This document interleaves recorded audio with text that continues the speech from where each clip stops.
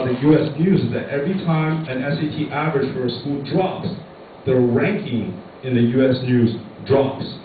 If you are a school like Duke, this year you dropped by 10 points on the SATs. You are ranked lower than last year. This year, you might receive less applicants than last year. But this is different for a school like Harvard. It doesn't matter if they're number 1, it doesn't matter if they're number 5. The number of kids applying to Harvard will be greater every single year. And that is why for some students, they think that they have a better chance into a non-Ivy League school because they have a lower SAT score. Don't think that. That is actually not the case. That's the main structural difference between Ivy schools and non-Ivy schools. I'll give you an example of how Stanford reviews this.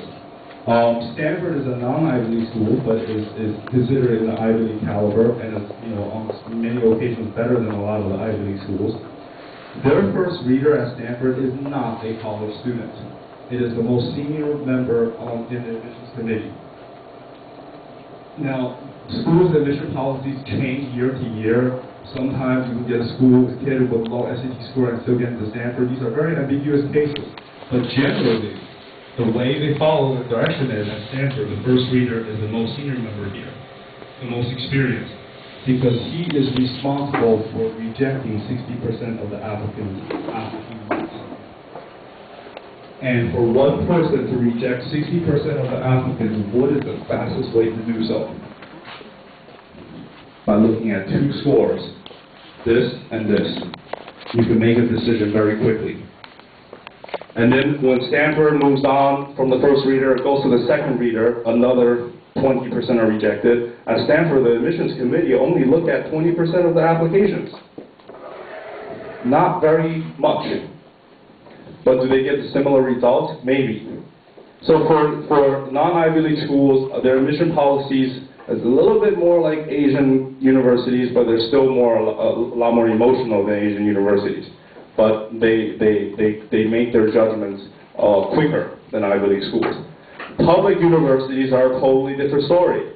Public universities, since they have a large pool of massive students, this is what a school like Stony Brook does. That's the public school in New York. They also do this analysis, and they also calculate the score. When they have that score, they find the average score of all the kids that year. And that average score is your center. You will probably add 10 points, and you will subtract 10 points. And when you reach the subtracted 10 points, let's say this is 70, and this is 60. From 60, you will add 2 points, and then you will also subtract 2 points. These kids are the students that they're going to look into to see if they can accept. These kids are the kids that are probably put on the wait list.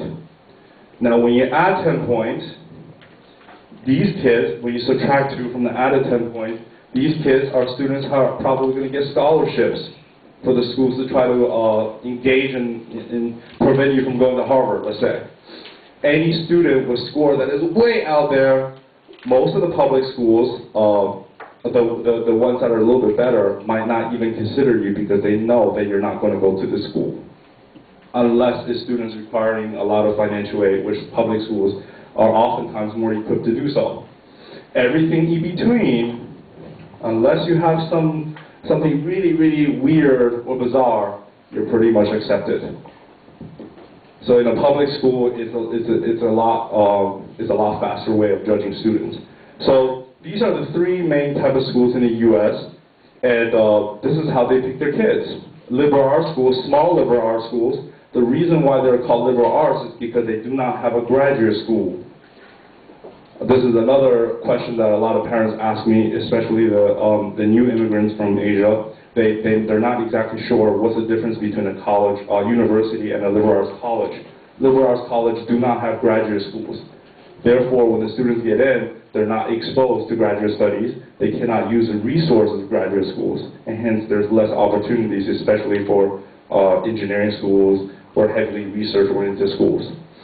But these schools provide the equal level of education standard. A lot of the famous schools are Wesley, Swarthmore, Williams College, Amherst, Pomona, Harvey-Mudd, which is one of the few really, really good engineering schools in the liberal arts. These schools spend more time on the admission criteria because they receive less applicants and have more faculty to work with. From this process, we can see that the U.S. colleges look at students far more than just the SAT and the GPA, which is also a headache for students because they have to do so much more. And when students realize this, they panic. They start joining a lot of different things. They start trying to gather up as much things as they can to come up with a really good profile. You don't have to do that. Those kids might not get into these schools either. You need to show direction in who you are. When you join something, make sure that you are doing it for the right reasons. This is something that I'm going to discuss about right now, which is how the admissions committee take kids. How the admissions committee filters through the students is exactly how I want our students to educate themselves.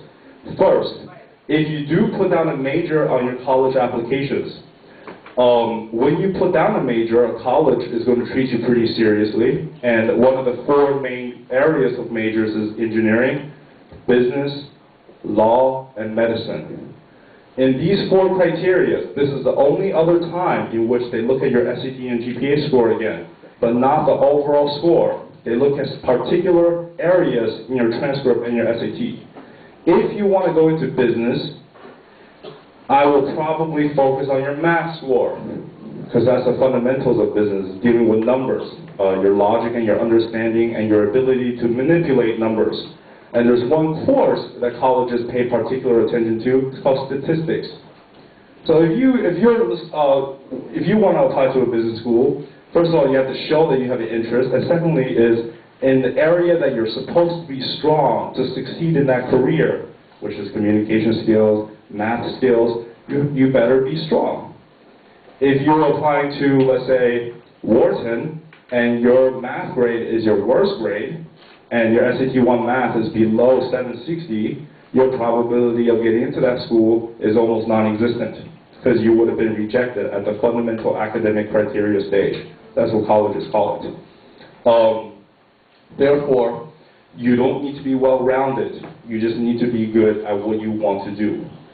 For schools for kids who want to apply to engineering, I'm pretty sure we don't have to guess at what those classes are. Math, chemistry, and most importantly, physics. That is the underlying foundation for science.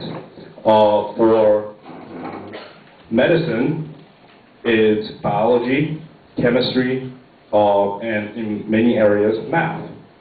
A lot of parents ask me about pre-med, how kids can get into undergraduate college and study medicine and go into medical school. Medicine is the hardest major to graduate from in the United States. When you put yourself down as a pre-medical applicant, when you put down biology, biochemistry, biomedical engineering, you're pretty much telling colleges that you have a 50% probability of going to medical school. Under such a situation, you are put into a different pile. And in that pile, the level of competitiveness is probably 10 times greater than the regular applicant pool. So the story that I'm trying to say is there is no easy major.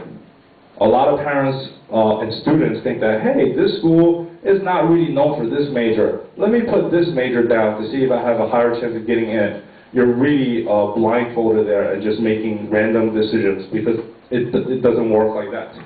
But there is a hard major, and I just mentioned what that major is medicine. That acceptance rate is very low, and your students are supposed to be a lot more qualified than regular students. And the last familiar major is pre-law.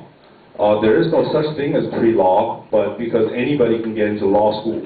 But there are certain departments that have a more probability of sending into law school, like political science department, criminal justice, they have international relations, etc., etc. For law, if you're applying to one of the humanities majors, you have to be good at English, communication skills. This is the fundamental academic criteria.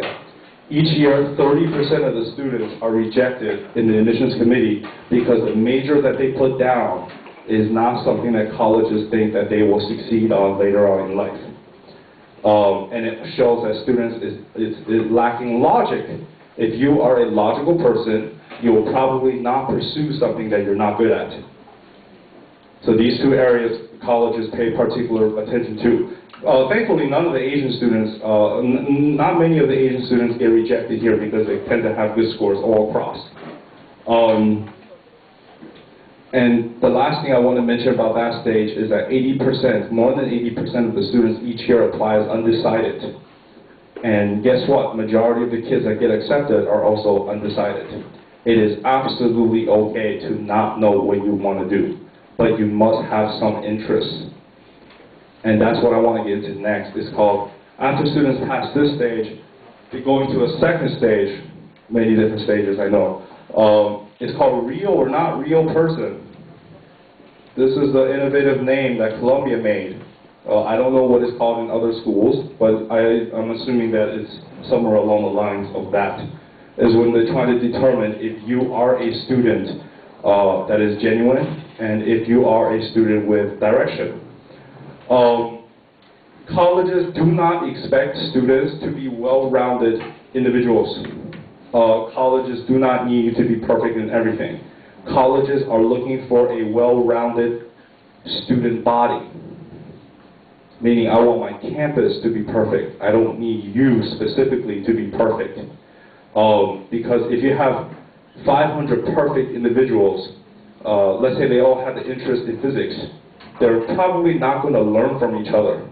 But if you have 500 students who are not perfect, who are strong in different areas, who have different interests, then every conversation could potentially be a learning experience for a student at a college. Therefore, this is when a college determines that they want diversity. It's not just a diversity of race, it's a diversity of talents and thoughts. At this stage, students are expected, it's impossible to go through 4 years of high school and not be able to tell the admission officer what you like to do. It could be many different areas. Some kids put out video games, which is fine, because like I said, if you encounter a first reader like me, I will totally understand why you like video games. Most likely, I will never be able to drive a tank in my lifetime in real life, so the probability of being able to do that in a computer game sounds pretty interesting. If parents had video games in their age, they probably would have played as well. It's many different interests.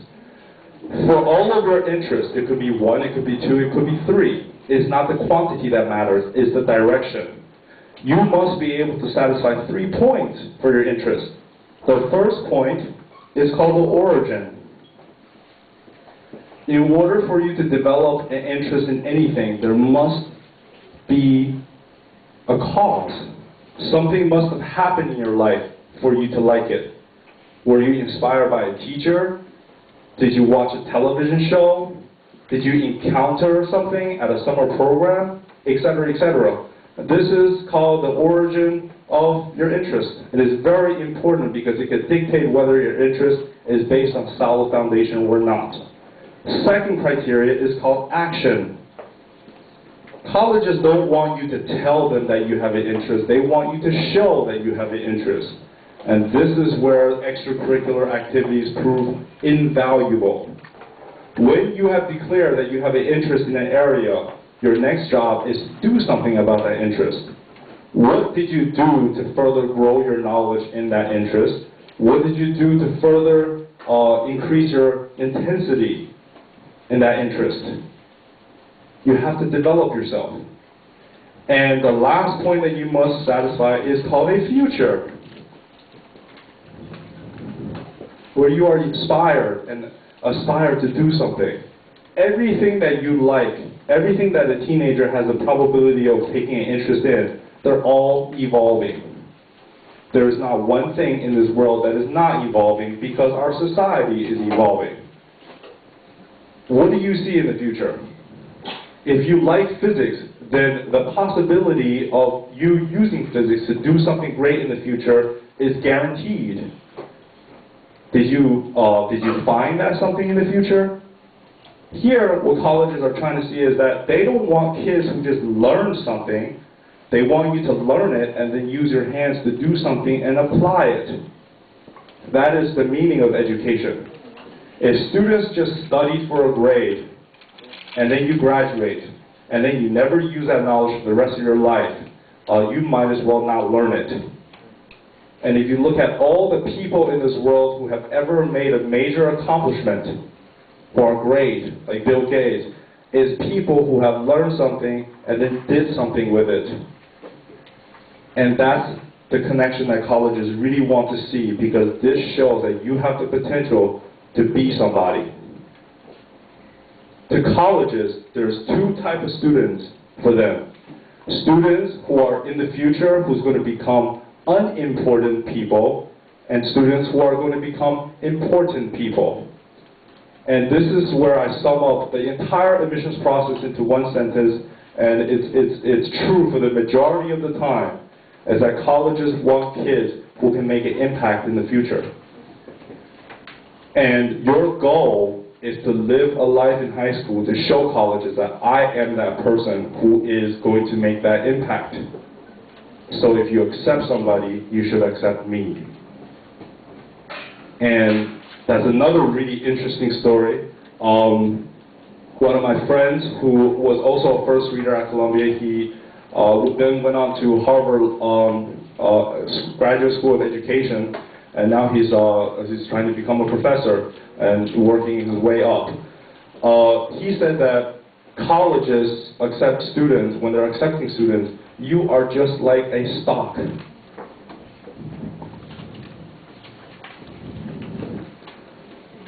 Your application is the portfolio of the stock. My job is to make sure if I invest in you, would you have a return or would you not have a return on my investment? And colleges do invest in students. Each year at Columbia, Columbia's full tuition each year is probably $50,000. Right? Sounds like a lot of money. And you wonder where all of your tuition went. Columbia spent every single year on each one of these students $54,000. So Columbia makes nothing from your tuition. In fact, for every accepted student, Columbia invests $4,000. And that's why I say it's an investment.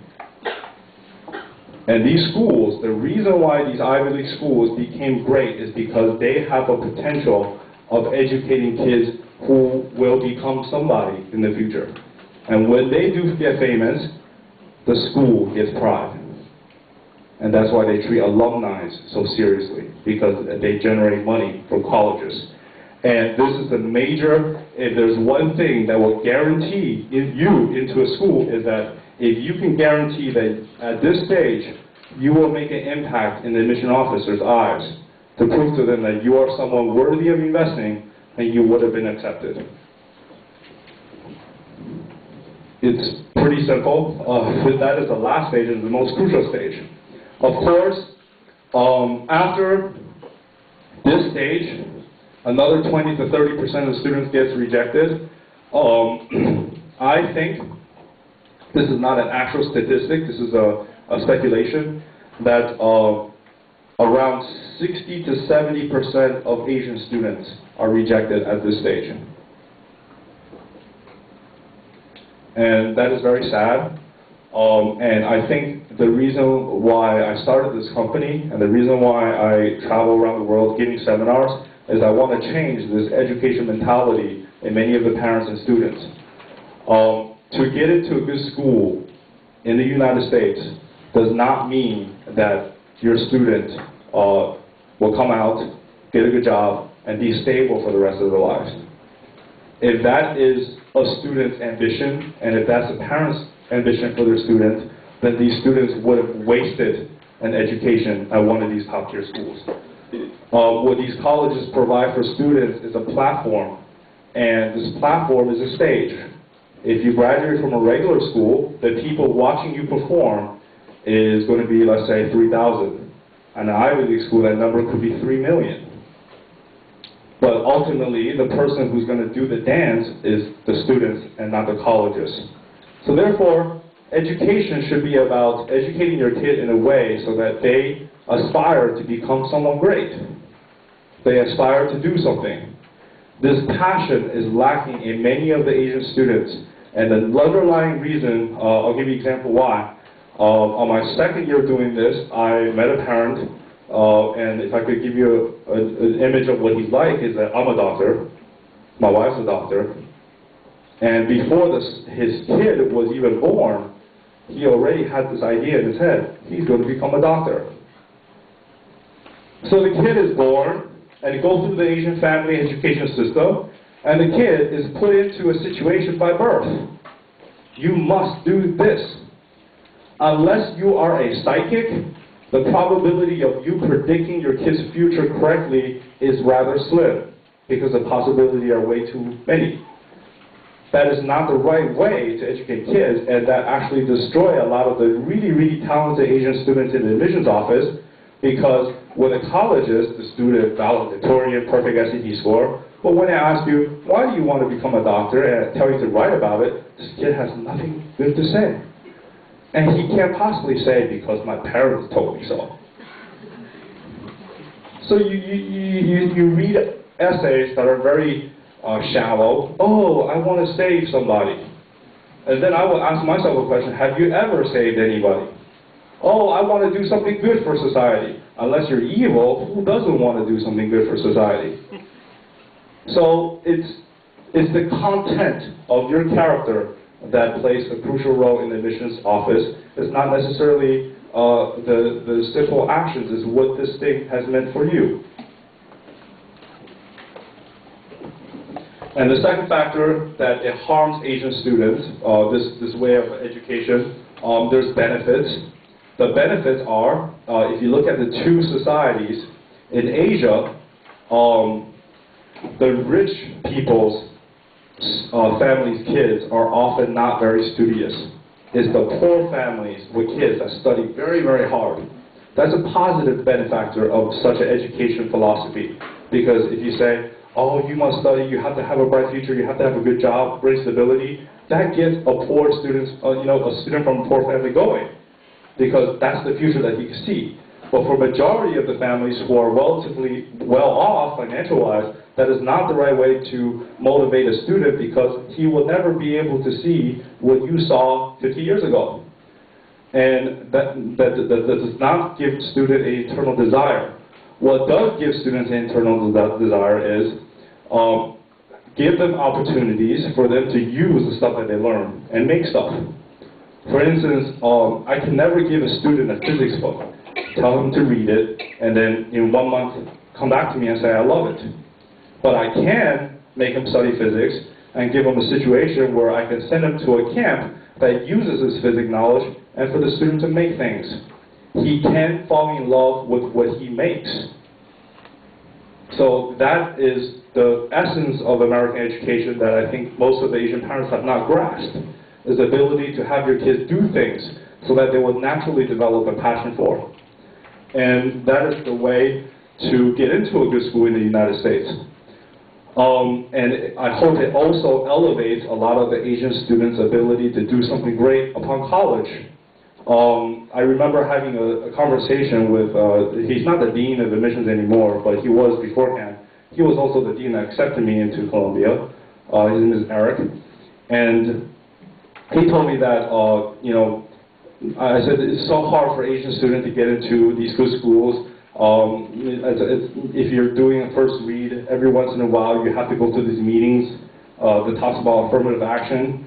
And one time I was really frustrated because I don't think I should be here, because the affirmative action does nothing for me. It only makes my life worse. So I don't think affirmative action should even exist. And Eric, when he responded to me, this is something that I remember for a while, is that, first of all, the Asian Americans represent 4% of the American population. The number of people applying to Columbia every single year, the number of students applying, roughly about 40% of them are Asians. So you go from 4% representation in this country to about 40% representation in the college admissions process.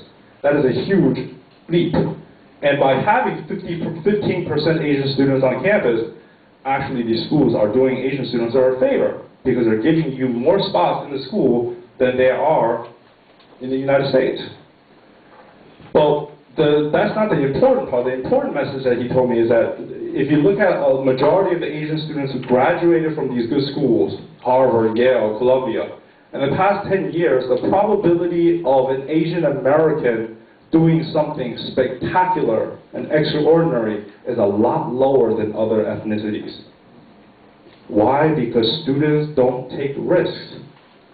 I think I was the only Asian American that graduated in my year at Columbia that took a risk and quit my job to start a company from scratch. And one of the major reasons why Asian students don't do something extraordinary is because they're trained to study for stability. They come out, they get a job on Wall Street, and they are set for the rest of their lives. For the rest of their lives, they look forward to their annual bonuses and live their happy life. And before they die, no one will ever even know that you have walked on this earth. And that is really sad, because that, to me, is the major reason why not a lot of Asian students get into top-tier schools. It's because they show a lack of potential to do something bigger than life. And if, let's say, in 10 years we could change that, or 20% of the companies, startups in the United States are started by Asians, or 15% of the new politicians are made by Asians, I think we would have given colleges a lot more reason to accept more Asians. And I think this has nothing to do with affirmative action. This has a lot to do with education culture. So my story sums up the entire admissions process at a college. As you can see, is quite complicated. It goes from something that is objective to something that is totally subjective. Now, throughout this process, this is how students should prepare for themselves in high schools. If you are entering high school in 9th grade, your major obligation that year is to get acquainted with a high school situation. Get acquainted with a high school system. You don't need to get straight A's immediately. In fact, for colleges, you have 4 years of high school, 9, 10, 11, and 12. Schools like MIT don't even look at your freshman year grades. And for the schools that do look at your freshman year grade, your freshman year GPA is a factor of 1, your sophomore year is a factor of 1.5, your junior year is 2.5, and your senior year is 2.5. So your junior year weighs 250% more than freshman year. What colleges want to see kids doing in freshman year is to discover who they are. Try out as many of the extracurriculars as you can in high school, and some of them should be interest-oriented, where you're discovering which field of academics are you more interested in, and some other things are supposed to be that gets you more intact with your high school. Newspaper, student council are all signs that this kid really cares about his or her community, and the first and foremost community that surrounds you is in high school. This is also a good way to show colleges that you're going to become a good alumni. For a school like Princeton University, where 61% of the alumni donate after graduation, if you were the president of your student council and you did your high school newspaper, you did the fundraisers, you did car washes, that is telling Princeton, hey, this kid, he has a higher probability of coming to this school, graduating, and giving me money. Right? That's one of the factors that colleges consider. In 9th grade, a student should discover 2 things. 1, what you like. 2, what you're naturally good at. Some students might be better in engineering. Some students might be better in writing. Some students might be better in medicine. Your goal is to discover yourself. You have 4 years to discover yourself. Freshman year is the time when you join a little bit of everything. When you learn more, when you get acquainted with more, you see farther. And sophomore year is when you are more directed. You can let go of some of the clubs that you didn't like and dedicate to a key clubs and activities. Summer programs are also very important. For a school like Stanford University, which is a non-Ivy League school, but it's one of the best schools out there, this school is a huge research university. If you are an undergraduate student and you want to do research and you have shown that the capability of going through with your plan, that school can invest $1 million in you as a college student for you to do what you want to do. Now, how does Stanford ensure that every single year the research activities goes on as planned and are filled? They look for what you have done in high school. For Stanford, it's not enough for you to just learn physics inside your classrooms. If you really like physics and you want to convince Stanford that you love it, why don't you do some physics summer research? Why don't you take some extracurricular classes? Why don't you take some summer classes at colleges that will give you even in-depth knowledge of physics? Those are the type of things that shows your academic direction. And another thing shows your character. Is this school loyal to his high school or not, etc., etc. And last thing is, extracurricular activities could portray a student's leadership capabilities. And that is, again, very important. If you look at the slide, this is the 4 main character traits that every single school is looking for in the United States. On top of this, many of the Ivy League schools, they have their own ideal candidate imageries, meaning that they have their own specific taste on top of this. I'll get into that in a little bit. But passion, leadership is one of the most important things, and that is often shown through your extracurriculars. Now, you do not need to be in a leadership position to be a leader. Just like you don't need to be a president of the United States to make a big impact in this country. It's the same mentality. I'll give you an example. There's a girl that I met in China this year. Her name is Yang Yizi, and then she was one of my students who was selected to our program from China in 2007. She got into Harvard from Shenzhen, and she's a first year there now. Her story is incredible. She joined a volunteering activity, just like most of the students do.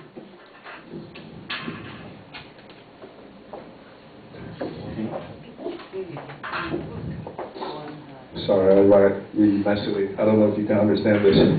Okay. Many of the students in China are catching up with the volunteering thing. So they have a lot of organizations, etc. During the summer, she went to a Chinese village. And that village is very backward. There's no major roads leading to the village. The village is located on top of the hill. And every single day, for many hours, majority of the people are carrying buckets of water up and down the hill. So as a volunteering group to this village, they went, and the majority of the group members just went on carrying the buckets of water for these villagers. And she did the same for a day or two, and then she suddenly stopped and thought about it, saying our goal as volunteering is to go into a place and make an everlasting impact. Now, what we are doing right now, we're volunteering. What are these people going to do when we leave? They're going to go back to their regular lifestyles. We are a temporary relief. How do we go from a temporary relief to an everlasting relief? She wrote up a plan, she wrote up a letter to her high school saying we need to fundraise so we could build a small water reservoir up here to cut down the number of trips. And her high school loved the idea. In a couple months, they raised about 4,000 RMB, which is not much, but enough to build a reservoir on top of a hill, a very small one. At the same time, she sent the same letter she sent to her high school to the World Aid, the IMF organization. And within a very short amount of time, her high school received $2 million USD to build a big reservoir here. And when she put down her volunteering activity, she was only a member.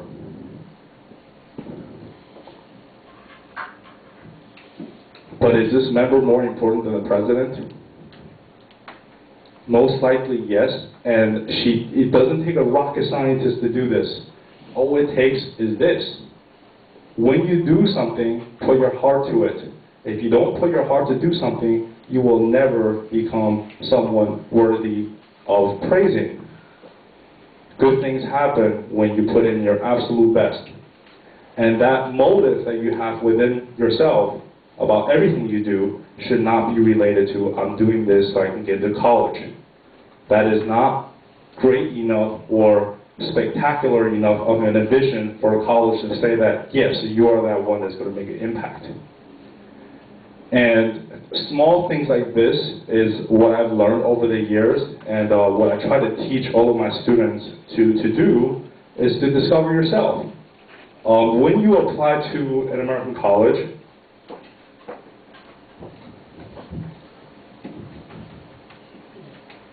there's two things that you must do.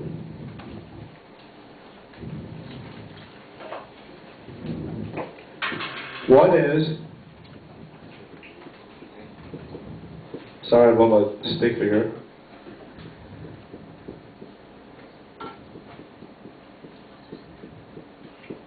This is you, and this is the college.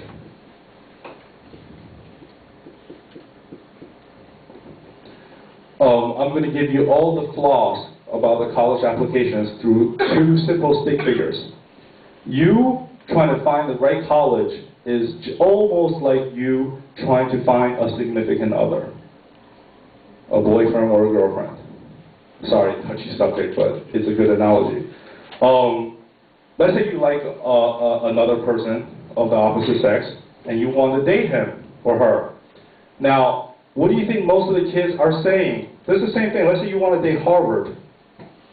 What does the kid say? Harvard, I want to date you because you're beautiful. That's the same line as Harvard, I want to go to you because you are the best school. How many people in this world can say that line? Everybody. And however many people said that line is however many people that will not be accepted into Harvard. If I'm a girl or a guy, let's say a girl come up to me saying, you're beautiful, I want to date you. And another person came up to me and said, you have that something special that I really enjoy. You are beautiful, but there's something about your eyes or your nose. You get into specifics. Who do you think I'm going to be more impressed about? The second one. How do you say things to Harvard that will make Harvard feel a lot more special? Research. When you apply to a school, two things that you must do first in order to ensure success is, one, you must know who you are. If you do not know who you are, then you can't possibly tell another person who you are successfully. And majority of the Asian students, if I ask you right now, who are you, you probably have no idea. However, if you love something, if you're passionate about something, if there's a topic that I could talk to you about for days and days and days, you know who you are. Who you are is what you like and what are your views about what you like. All of these things represent who you are. Second thing you must know is you must know who the colleges are. No, Harvard is not beautiful because they're the best university in the world. Harvard is beautiful because if you want to study medicine, it's the only school that has the ability or license to do stem cell research in the undergraduate institutions of the United States. When you say something like that, you're getting more specific. A lot of students, again, using the stick figure, ask me, a lot of parents actually ask me, what is the most important thing that my son has to do to get into a good school? That's the same thing as asking a college, what do you consider to be important? Colleges consider many things to be important, but ultimately colleges consider the things that you consider important to be very important. And your job is to make sure you convince colleges This is what I find important. Here's your head. This is what you think about every single day. This is your views on life. Thoughts, ideas, a lot of things come from your head. This, many kids don't have, but if you do have it, that's a wonderful thing, is what you love. What is something that you could skip eating and sleeping for? If you haven't discovered that in high school, you probably should, because in 4 years' time, you should be able to discover something. And all of the students, I know school is boring, but there must be one academic subject that is more interesting than another one. If that is not the case for you, then you probably are not human, because human beings are coded to be curious and have a thirst for intellectual things or knowledge. This is your hands. This is what you did. How you used yourself. And then you have your feet. This is your path. From the minute you were born to the moment that you cease to exist, which colleges can't see, so let's just say the 18 years of your life, you have traveled down a path. And when you travel down the path, you have to have evolved. Many different things change you. It's a change. How have you changed? All of these things represent who you are. And before you apply to colleges, you should know every one of the factors. And when you know every one of the factors, you will be able to confidently predict or say, which one am I going to focus on myself for them to know the real me?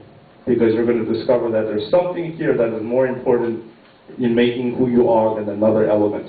And that element should be your personal essay. And to make this graph, your 4 years of high school experience, along with all the opportunities that are afforded to you outside of school, should definitely do it. Your high school makes up for who you are, your extracurriculars, your experiences, the road that you have traveled, the family that you're from, everything. And these are the things that make a college say to themselves, does this kid have the potential to be that stock that I want to buy? So oftentimes, one of the crucial things to the college admissions is that in your 4 years of high school, you should be able to duplicate a similar graph and keep track of yourself. That is the only way for you to understand who you are, and that's self-reflect. And for the parents out there, definitely promote your students to do more to discover themselves. I'll give you an example of a student who was rejected to Columbia in the year 2002. She was, I think, either a top 3 student, or she was a salutatorian, I forgot, of East Brunswick High School, which is a very competitive high school in New Jersey. This student is a Chinese-American girl, and she joined a summer program at one of the colleges for all 3 summers. One at Columbia, one at Yale, and one at Brown, studying all 3 different types of subjects. None of them had anything to do with her proposed major of medicine. To a Chinese parent, this is probably a Model A student. Hey, the student does good in school, she goes to summer programs, she learns things, she's what I consider, I want my son to be like that, or I want my daughter to be like that. In a college's eyes, this is how we see her situation. First of all, the 3 summer programs that she joined had nothing to do with her proposed major. You ask yourself a question, what is the probability of a teenager who who want to be in a summer school for all 3 summers on your own urge? The probability is quite low, but there are many students, nerds, that basically would do this. And then you ask yourself another question, what is the probability of a student, teenager, to be wanting to go to a summer school for all 3 summers, studying things that she had no intention of ever touching again? And then the probability becomes 0. And that's when the colleges say that this was a decision made by the parent, not by the student. And there you go. The number one reason why most of the Asian students are rejected is because too much parental enforcement. Of course, there are also parents who do this because their students don't study that much. You're frustrated, you force them to do things, you have to take control or else your kids will go wild. A better way to do this is probably to help them discover an interest. I'm pretty sure that when a student discovers an interest, everything else falls into place because it's the internal inspiration for the student to push themselves. That's pretty much the story of the student to college relationship. The last thing that I'm going to talk about is the ideal candidate imageries that I've been talking about these elite schools, especially the private Ivy League schools. What difference lies between individual schools? And then after I talk about that, then we can I'll do question and answer. Let's take a school. I always do this. I'm not too sure if you guys have heard me speak before, but I'm in New York quite not often, especially of late. But I did do a bunch of seminars in the past 3-4 years in the tri-state area. Let's take one school called MIT.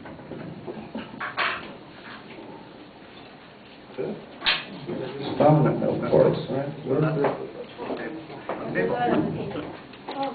Oh, the one on the table. Ah, the red fooled me.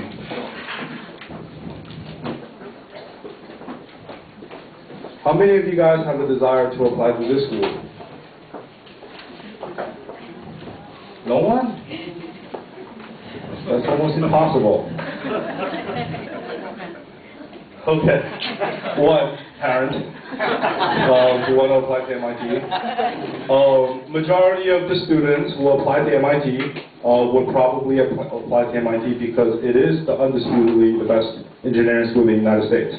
Let me just give you a little bit background about the best engineering school in the United States, which is MIT. In recent years, many people will argue otherwise because there's another great school called Caltech on the West Coast. It's new, less history, but it's kicking MIT's butt in many areas because if you look at the demographics of the United States, the West Coast is predominantly IT, Silicon Valley, etc., etc. The Eastern is predominantly finance. That's how Caltech stole the show, because they're better able to equip their students with post-career opportunities. Now, companies, why would I hire an MIT student and fly him the ticket for interview when I could save that cost and hire someone from Caltech or Stanford or Berkeley? MIT suffered, and then MIT decided, okay, enough of this. I'm going to keep my rind and take advantage of my location. Hence, MIT, not so, it's pretty recent, but not so recent, recently added business school Sloan. MIT has an undergraduate business program, one of the few in the nation, along with Wharton, NYU, and some other schools, to take advantage of the financial sectors in the East Coast. When that switch was made, MIT has improved tremendously. They have one advantage over other business schools.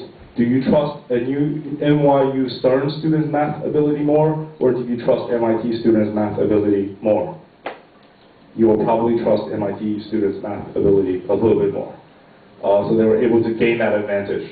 And that is why I say that MIT is still the best, because that maneuver was pretty smart.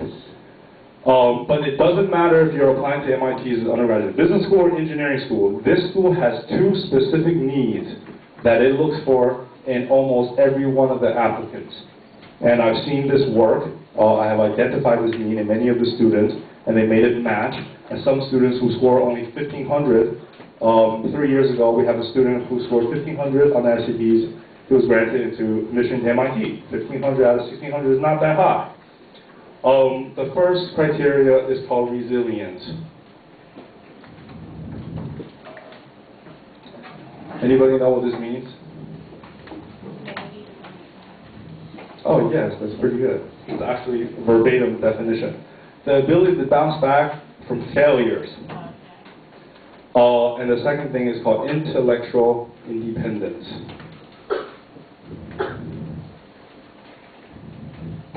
MIT is not so much focused in the number of awards that you have. Each year, the number of kids applying to MIT, if you're to look at their profile, the number of awards they received, big and small, probably number from 1 to 2 pages, sometimes even more. And this is the only school, actually I wouldn't say only school, one of the few schools that ask you for your AMC score to show their interest and focus in math. But it is not your long list of awards that impresses MIT. At MIT, out of every 100 applicants, 20 probably won county, state awards. Another 10 probably won national awards. Another 5 probably won international awards. Everybody won some sort of award. So it's not the award that impresses MIT. It's what you have done for that award. More specifically, how many times have you failed before you succeeded? If you failed 10 times and received the award versus not failing once to receive the award means a lot more to you if you failed more. That's number one. And it shows that you are more persistent and is a better measure for passion. The second reason is MIT is one of the toughest schools in the United States. American colleges are no joke. American colleges are extremely, extremely hard. This is a big difference between, I know for sure, Chinese universities in China. When you get in, hey, your life is over. Party every day. That's not what it is about in the United States. My life was hell at Columbia in the duty degree program where, I lost a lot of hair. But MIT students tend to stay up until 4 or 5 in the morning doing work and then get up at 9 o'clock to go to class and still don't understand what they're doing. This school, there's an official saying by MIT that it doesn't matter if you're a genius from United States, Canada, Europe, Asia, at MIT, you will fail. You will fail. So that's why they look for the resilience trait, because when you fail, MIT has to be assured that you have the ability to get up and keep on walking. That will separate those who will be kicked out versus those who will graduate. The average GPA at MIT out of 4.0 is probably 2.4, 2.5. Getting a C is pretty good. The physics exam that I took freshman year at Columbia is called general physics. It wasn't very general. The class average was 30 out of 100. 3 questions on the exam, every single test. If you answer one correctly, you get an A. So it's pretty ridiculous, and I can only imagine how hard MIT would be. Secondly, intellectual independence. They don't want kids who like things because other people told them to. They like kids who like things because they like it. If you like ants and insects, and your mom thinks you're a freak, your friends in school think you're a freak, but you love it, every summer you go to some remote part of the Amazon and you pick out a bunch of insects, and you do research on them, the whole world might think you're a freak, but MIT will love you because you have intellectual independence. You add these two together, what do you get? If you look at the underlying foundation of MIT, their goal, when the institution was made, their goal was to produce the brightest scientists in the entire world. Right? This is the foundation of the school. What is the 2 traits of a scientist? A successful or unsuccessful scientist, but a scientist. You fail 1,000,000 times, but you do not care. You keep on walking forward. Even till the day you die, you fail. You don't care. You keep on walking forward. You don't care if your wife likes it or your kids like it. You will stuck yourself in the library every single day or a laboratory, and you will do this research from morning till night and again. That's the trait of a scientist. Ever wonder why MIT produces the most amount of scientists in the past decade? It's because they're specifically and scientifically engineered to look for them.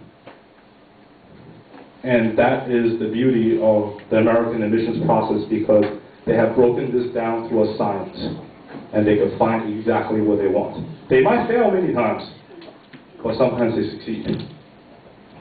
And if you were to look at majority of the research books that you use in colleges and high schools, and you go to the source of information, the source of research, probably majority of the time you'll find that, hey, somebody at MIT wrote it. And that is why this school is very successful. It's because it has this foundation. Now these two traits have become a law there, and any student applying to this school, it doesn't matter if you're applying to the liberal arts school, or engineering school, or a business school, they still look for these two traits, because it has to work for them. If you apply to MIT, and you never did your research, and you never understood what this school is about, you never understood its education philosophies, you never discovered this, what is the probability of you convincing that school that you are the right person for that school? It's much lower than someone who does know this. Only when you understand what schools are looking for can you possibly say, I know which school would enjoy me more as a student than another school. Let me give you another example. This is just one.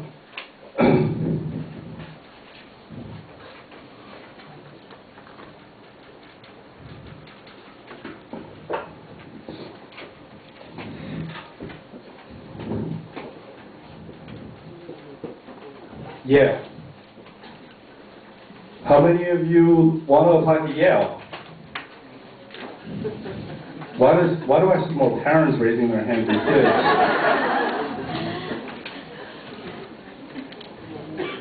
Well, I don't really want to apply to Yale, but it's a good school.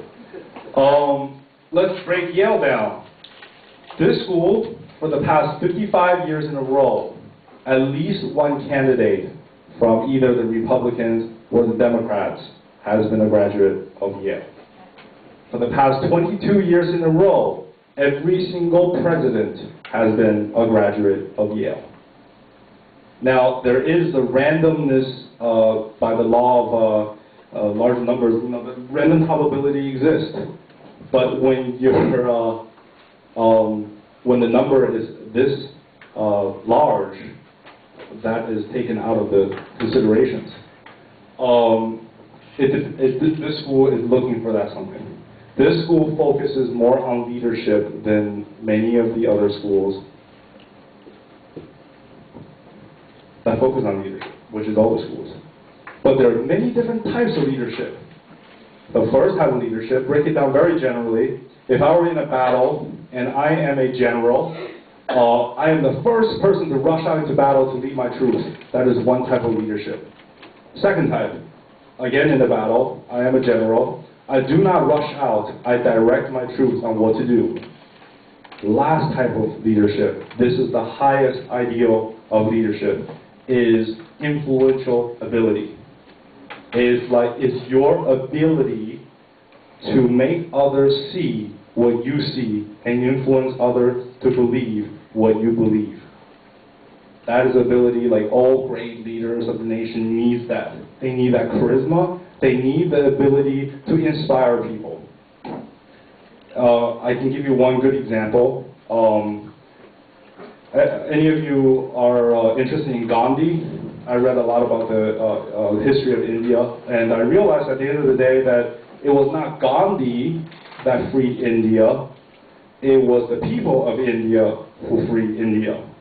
Gandhi was a leader that spiritually inspired the entire nation to see what he saw and to do what he wanted the nation to do.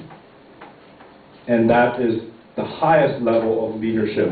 And that level of leadership is something that every one of the students today can go back and look for various situations and opportunities in your life here in the United States to practice on a constant basis. And it is something that I achieved in a school at Columbia. I was very shy in high school. I didn't like to speak a lot. And to be able to make a presentation today in front of many parents and make parents believe in the message that I'm spreading on how to educate your kids when I am pretty much a kid myself requires a lot of this. And this is something that Columbia in particular trains the students to do well. If you look at a Columbia school graduate versus other school graduates, it's a little bit different because anyone ever heard of the Columbia School's core? For the first 2 years, it doesn't matter if you're an engineering student or a liberal arts student, you have to take the same courses in everything. You have to take it in arts, music, science, math, English, blah, blah, blah, Eastern culture, Western culture, African American culture, whatever exists on this planet is whatever you have to learn a little bit at Columbia. Because its definition is for you to become a complete person in the future, you have to have all the tools necessary for you to get there. And the reason why an engineering student at Columbia can speak so fluently versus the student from MIT might not be able to have great speaking skills is because at Columbia, if you're in an engineering school, you're put into classes that liberal arts schools that kids have to take. The same classes. When you're strong, you can help them. Where they're strong, they can help you. So you elevate. And that is the beauty of the core. And again, this is Columbia's philosophy. Yale, they don't just look for this type of leadership. They have a great way to help kids grow it when you go to that school. Every single school in the United States, sorry, not every, majority of the schools, the campus itself is a community. This campus share the same clubs, the same activities, same everything. At Yale, is not like that. Every single dormitory is called the residential hall system. Have you guys ever heard of it? Every single dorm, every single undergraduate school is its own campus. So this dorm activities is not the same as this dorm's activities, and is not the same as this dorm's activities. What Yale have done is they have decreased the size of the communities. When you decrease the size of a community, each member in that community's obligation goes up. The probability of you doing something and leading something goes up. Again, it's very scientific. I don't know, it took many years in the making, I'm pretty sure, but when I learned all of this stuff, I was absolutely amazed. And that's when I realized that it's not even a money issue, but in terms of education, the United States is probably light years ahead of any other country, and this includes Britain, the British schools. Which is why everybody's very lucky to be in this country to be able to go through an education system. But the main goal is for you to realize why you want to attend such a school.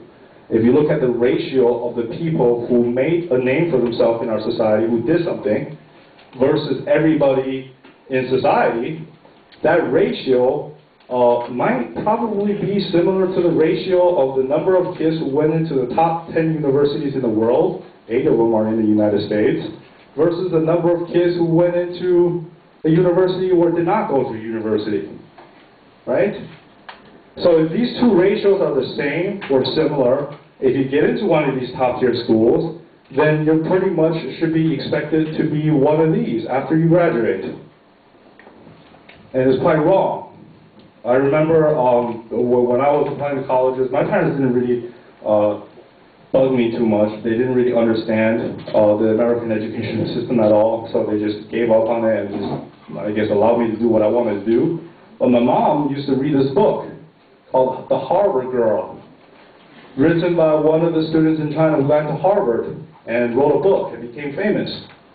And this book was written many years ago. This girl would have graduated already. I Googled her name, and I realized that after she got to Harvard, she didn't do anything else. I was expecting, a mini-series.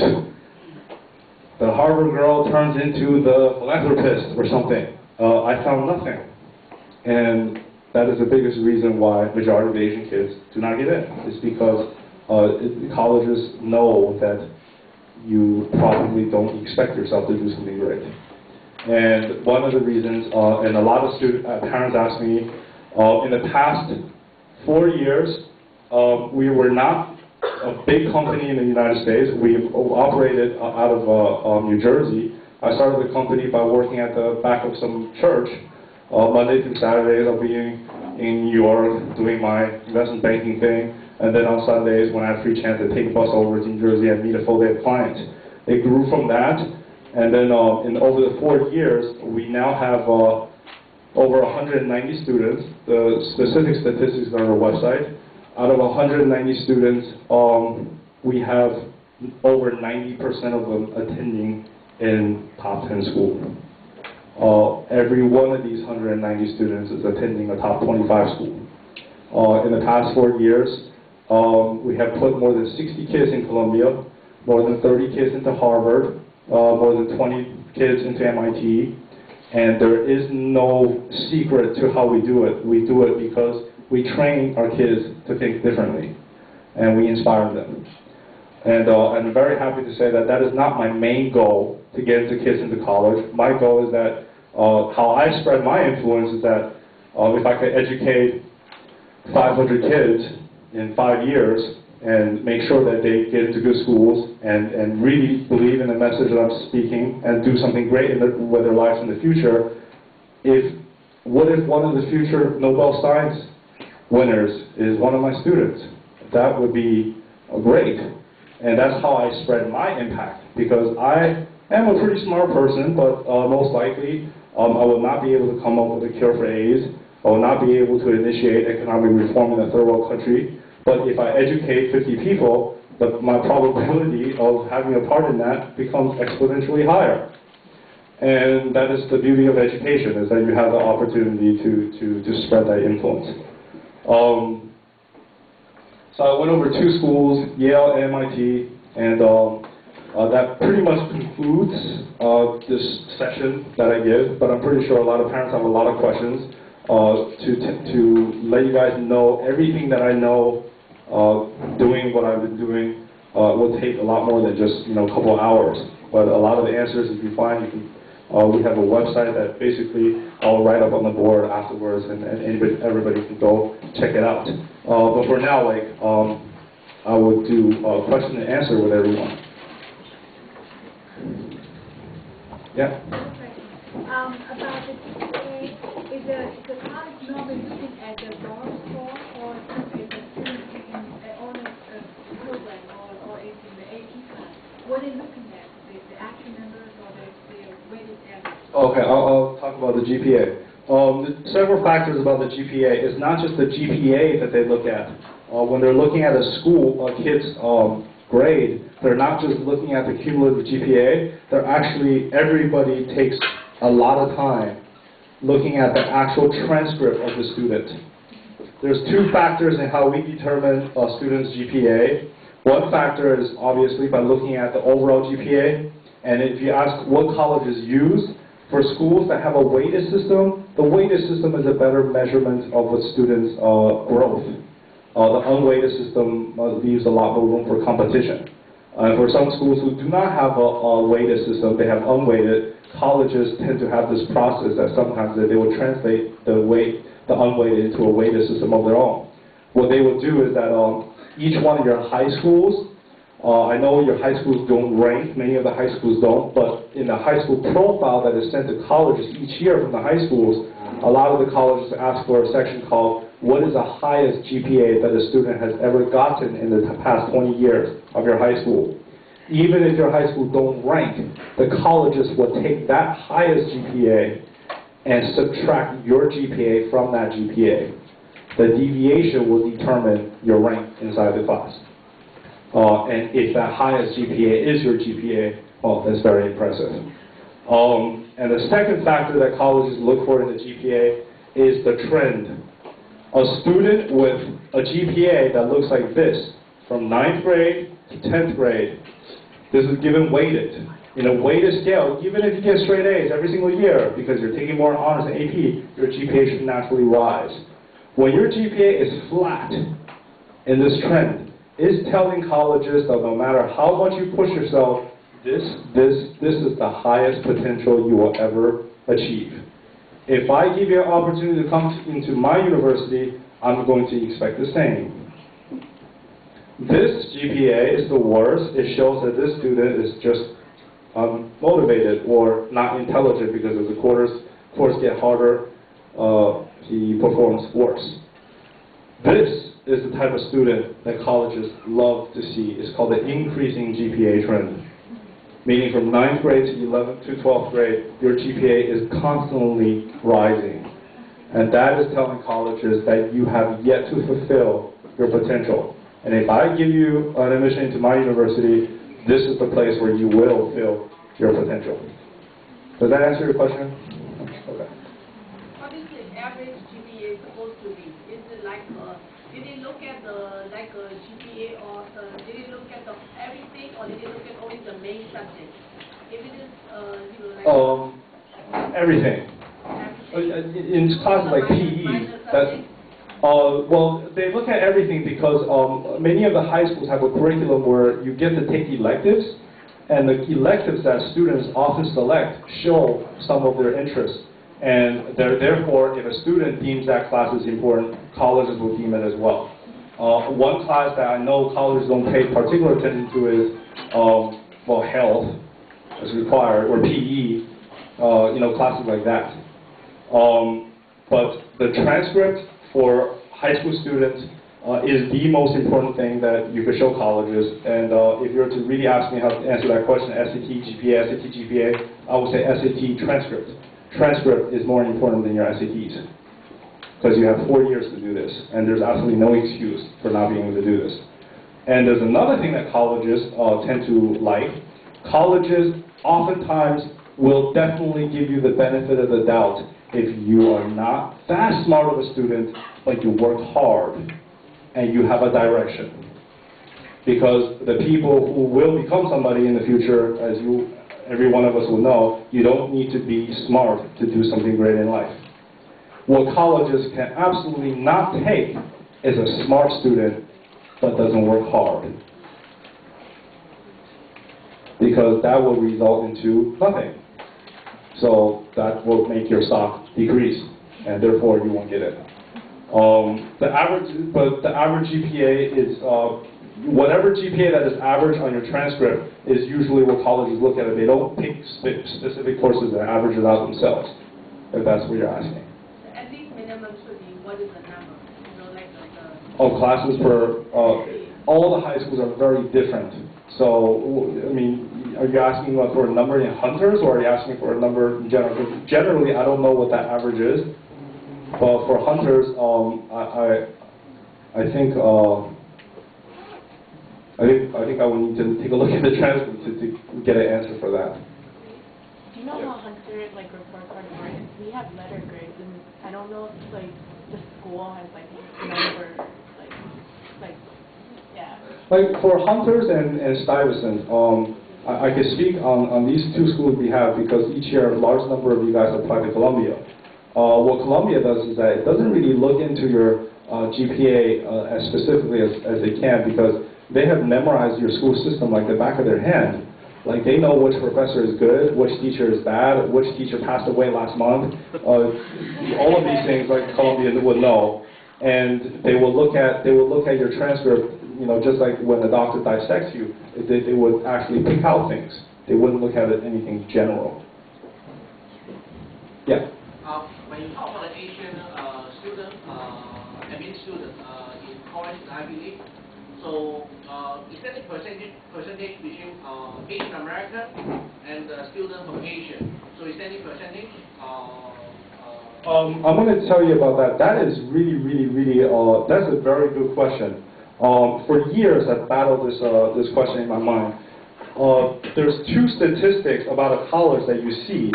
One is the percentage of international students that this school has, and one is the percentage of Asian Americans, right?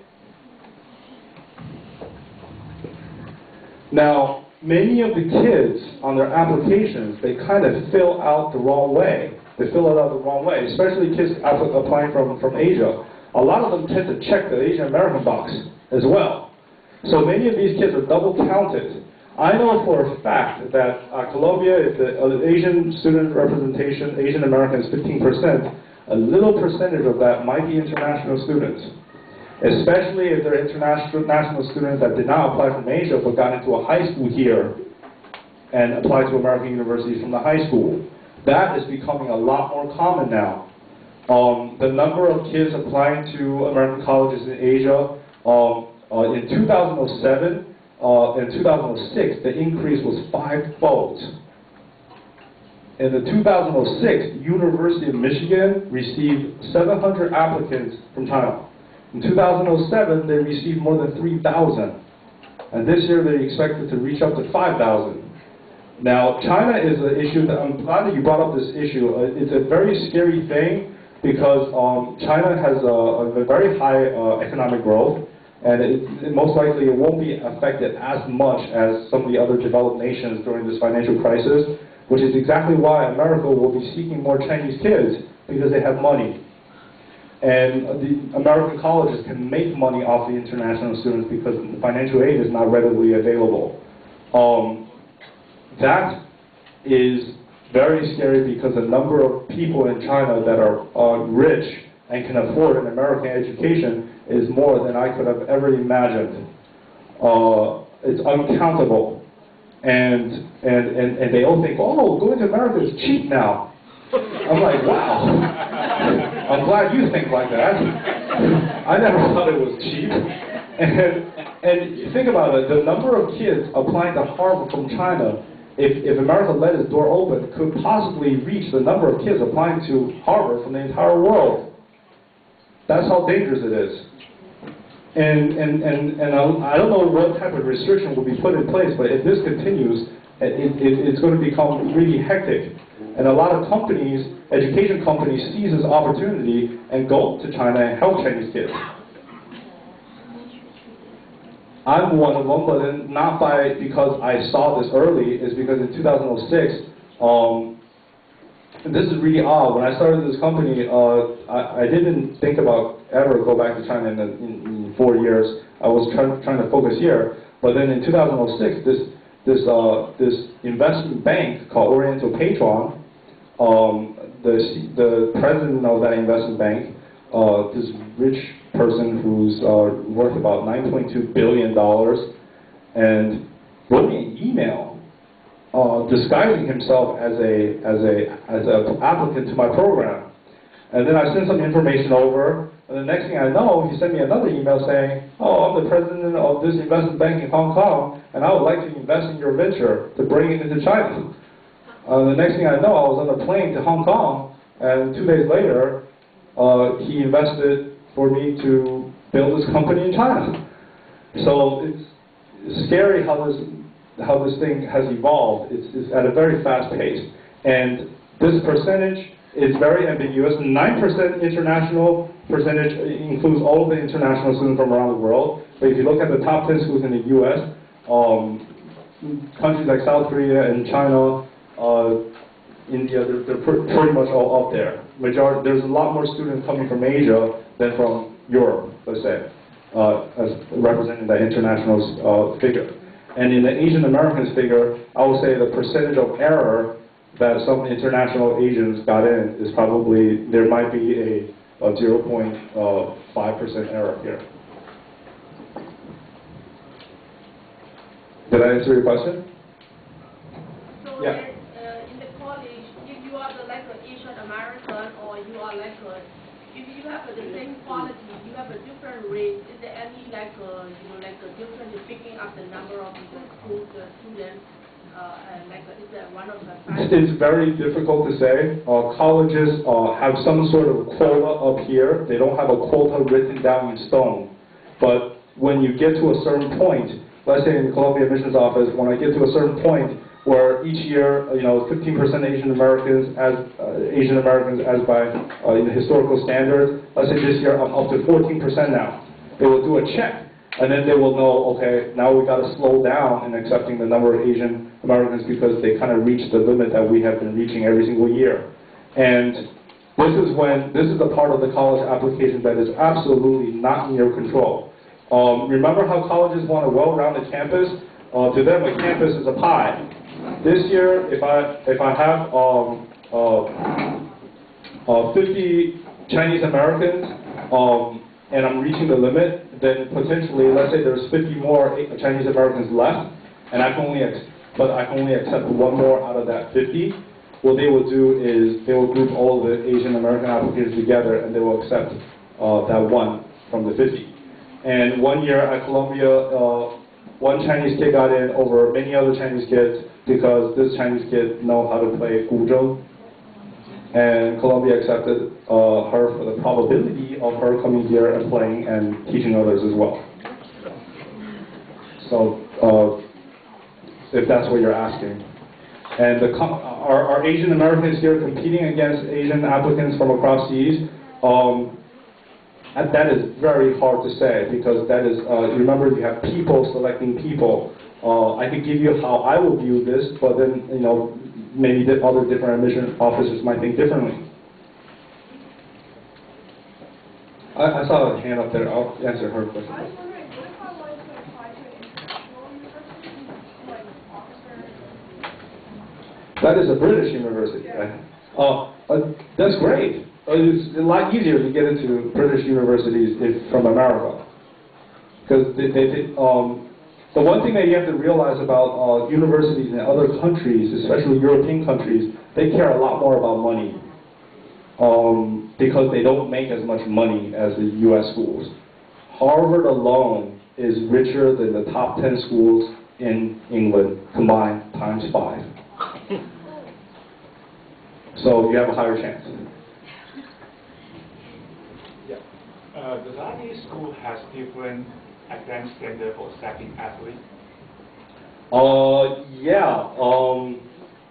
Okay, you brought up another sensitive topic. There's two things, special cases, that colleges try to do. One is fulfill a